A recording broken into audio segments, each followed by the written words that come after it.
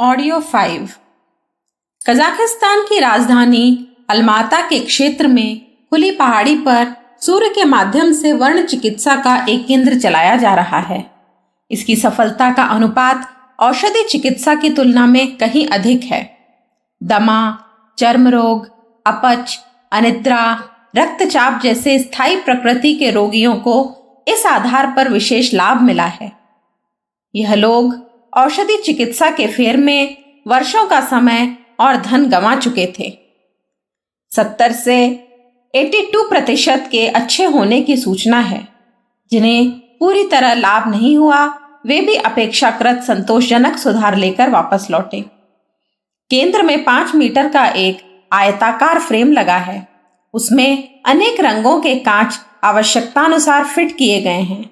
इनके माध्यम से किरणें एक बिंदु पर एकत्रित की जाती हैं और उन्हें रुग्ण अवयव पर नियत समय तक जमी रहने का प्रबंध किया जाता है। किरणों का उपयोगी अंश ही रोगी तक पहुंचने दिया जाता है। हानिकारक अल्ट्रावायलेट किरणें पहले ही छलनी में छान ली जाती हैं।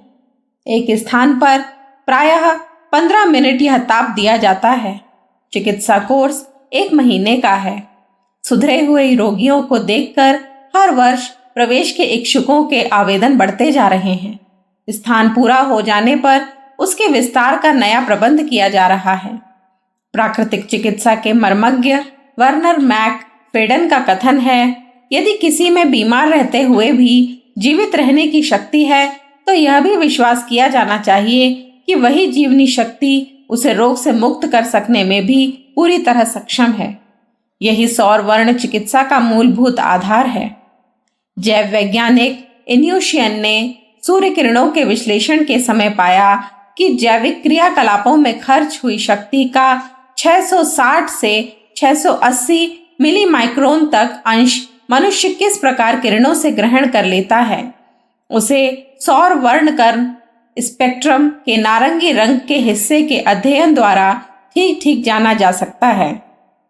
इन्यूशियन ने इन खोजों में 5 वर्ष से भी अधिक का समय लगाया। एक्सरे उपकरणों द्वारा प्रकाश द्वारा जानवरों के शरीर में घातक रेडिएशन द्वारा बीमारियां उत्पन्न की और फिर गुलाबी प्रकाश से उसका इलाज कर यह पाया गया कि 25% रोगग्रस्त जानवर 20 दिन में पूर्ण स्वस्थ हो गए। उनका रक्तचाप सामान्य हो गया तथा वे पूर्ण स्वस्थ हो गए। उनका कहना है कि गुलाबी रंग के प्रकाश में अत्यधिक प्रवेशनीयता ट्रांसपेरेंटल के कारण इलेक्ट्रॉन तेजी से विस्फोटित होते हैं, जो किसी भी अवयव की संवेदनशीलता की गति बढ़ा देते हैं। साथ ही विषाणुओं को मारकर उन्हें बाहर निकाल देते हैं। इसमें जीव की प्रकृति भी एक अंश तक हिस्सा लेती है, किंतु रंगों के मेल जोल का समान प्रभाव सभी पर होता है। अर्थात बहुरंगी सजावट से प्रायः सभी लोगों को प्रसन्नता होती है। विवाह उत्सवों में या सभा मंच पर अनेक तरह के रंगों की झंडियों में काले भूरे रंग की झंडियां भी लगा दी जाएं तो उनसे भी अप्रसन्नता नहीं होती। रंग विशेषज्ञ एंथोनी एल्डर के अनुसार बहुमुखी जीवन लालिमा प्रधान होता है। अंतर्मुखी जीवन में नीलाकाश जैसी उदात्त मन स्थिति होती है। पीले रंग को कर्मठता, तत्परता और उत्तरदायित्व निर्वाह की भाव चेतना का प्रतीक माना जा सकता है। हरे रंग को स्थिरता और बुद्धिमत्ता का प्रतिनिधि समझा गया है। एल्डर कहते हैं कि स्वभावगत विशेषताओं को घटाने बढ़ाने के लिए उन रंगों का बहिष्कार करना चाहिए जिनमें अभीष्ट विशेषताओं का समावेश है। रत्नों की अंगूठी, नाक, कान, गले में पहनने में जहां मनुष्य की संपन्नता का बोध होता है, वहां उस रंग के कारण पहनने वाले को लाभ भी होते देखा गया है। सन 1938 में आर्डियन हिल नामक चित्रकार ने एक पुस्तक छपवाई जिसका नाम था कला बनाम रोग। उसने इस पुस्तक में चित्रकला एवं वर्ण विज्ञान को स्वास्थ्य संवर्धन और रोग निवारण के लिए महत्वपूर्ण माध्यम बताया है। उसने अपने अस्पताल की चारपाई पर व्यतीत हुई लंबी अवधि का वर्णन किया है, जिसमें लिखा है कि इन दिनों पीड़ा, असमर्थता, निराशा एवं ऊब के अतिरिक्त और कोई स्थायी साथी दिखता न था।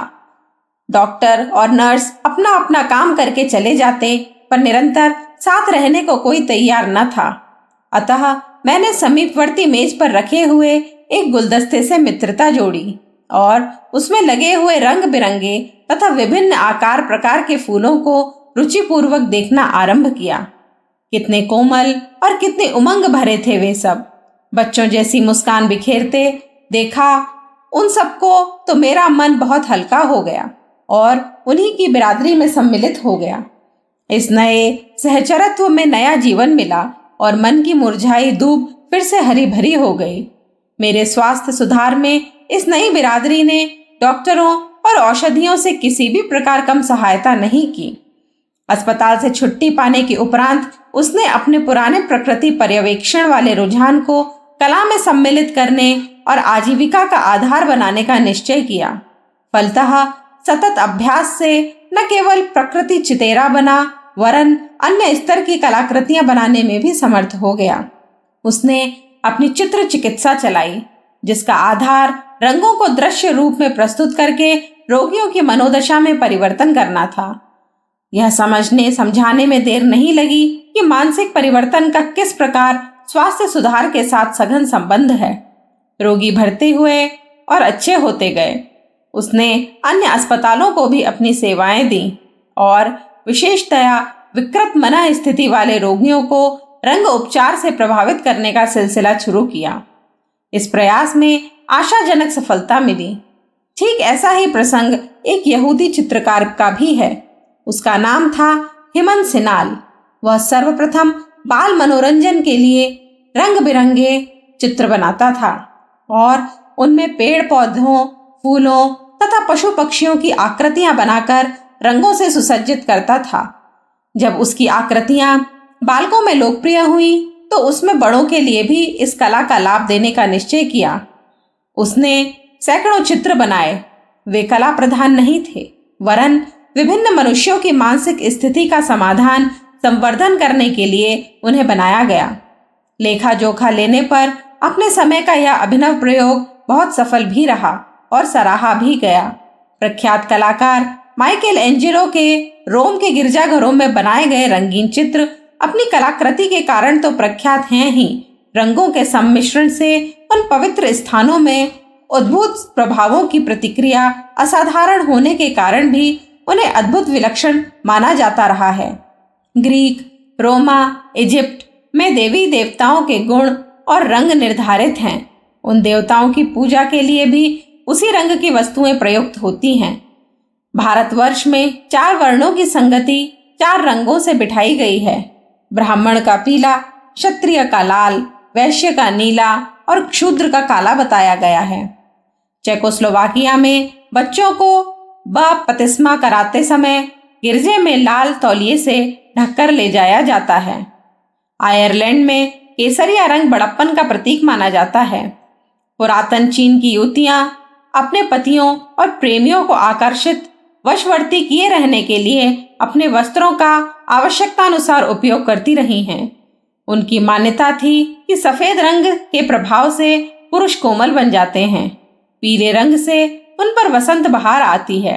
नीला रंग वशवर्ती बनाता है। हरे रंग से वे खिंचते चले आते हैं। गुलाबी रंग से वे व्याकुल हो उठते हैं। नीले रंग से उबल पड़ते हैं और लाल रंग के प्रभाव से झल्लाने लगते हैं। काला रंग बीच में दीवार खड़ी करता है।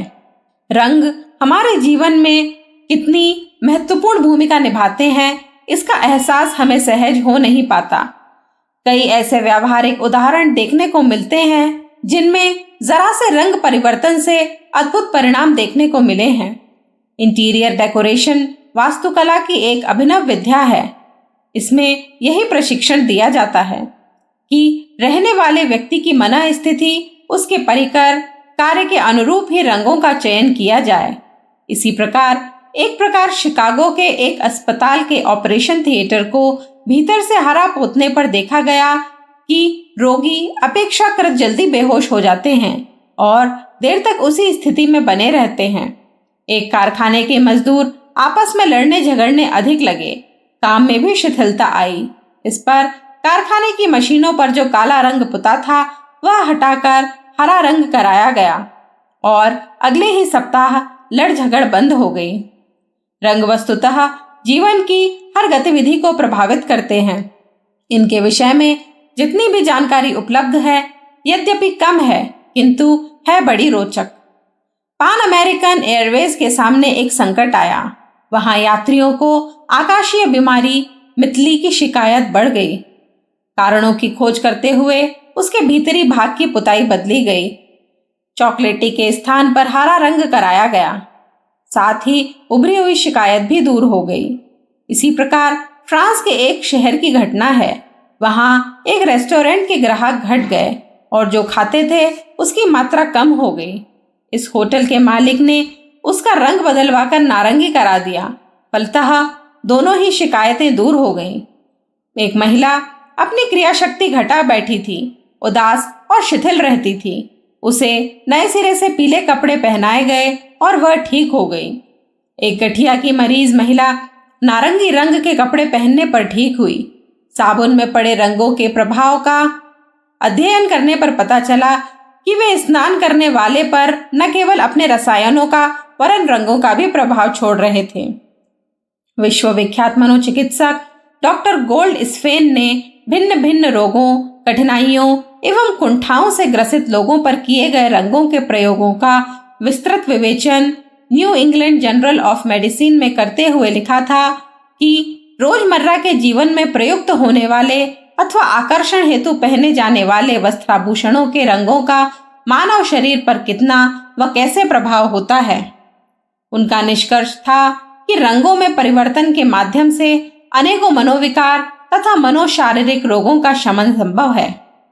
यह एक विडंबना ही है कि जो कुछ भी वैभव सविता देवता की सप्तवर्णी किरणों के रूप में हमारे चारों ओर विद्यमान है, उसकी हमें अत्यल्प जानकारी है।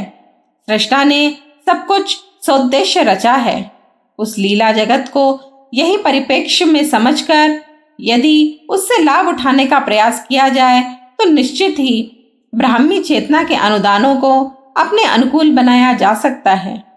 रंगों का रंग बिरंगा तिलस्मी संसार न केवल अद्भुत एवं सुंदर है, अपितु जीवधारियों के अस्तित्व के लिए अत्यंत अनिवार्य एवं विद्या से परिचित होने पर हितकर भी।